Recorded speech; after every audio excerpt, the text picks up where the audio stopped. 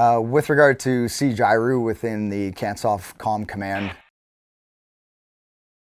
so CJIRU, for those folks that maybe not be aware, so the Canadian Incident Joint Response Unit, so those are the guys that are based out of Trenton, Ontario. They have a strong national response capability, which means they will embed domestically, they will deploy overseas, and they have a high functioning capability of anything that's nuclear, biological, chemical.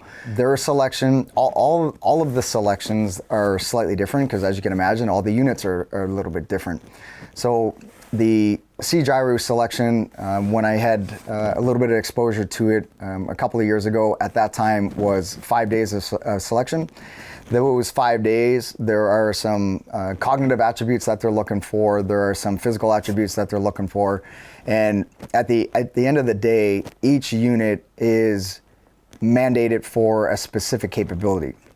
Within that capability, they design their selections to get the best possible snapshot of the individual that they're looking for to be employed in that organization. So CJIRU selection is a little bit different than CSOR, and CSOR selection a little bit different than JTF2 because these capabilities, these organizations are different and they're designed that way for a reason.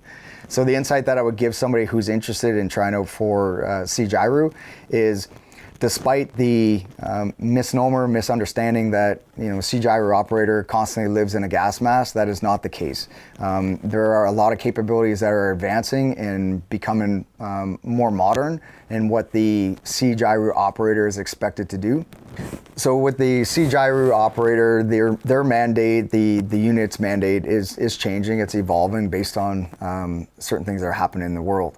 And what they're really good at and what they're employed to do is to extract information from certain environments and then be able to provide recommendations on what it is that they're dealing with. So you can imagine anything nuclear, chemical, biological, this is dangerous stuff. We want these guys, with the ability to not only get into an environment where they can exploit the information that's required, but also be able to provide some direction, some feedback, and an understanding of what it is that they're dealing with. So pretty unique capability.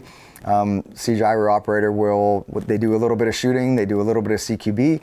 As you can imagine, if they are embedded with somebody from JTF2, for example, being able to move in and around a structure without being a liability is important. So yes, they do a little bit of CQB, yes, they do some tactical shooting. And there's a physical requirement as well. Just the standard or the level of physical requirement will be different with each unit based on the current mandate. Will that change? Of course, it should change. With the ever-evolving situations that the guys are dealing with, those mandates will change, those selections should change. But at the end of the day, they're looking for a very specific personnel to fulfill those positions.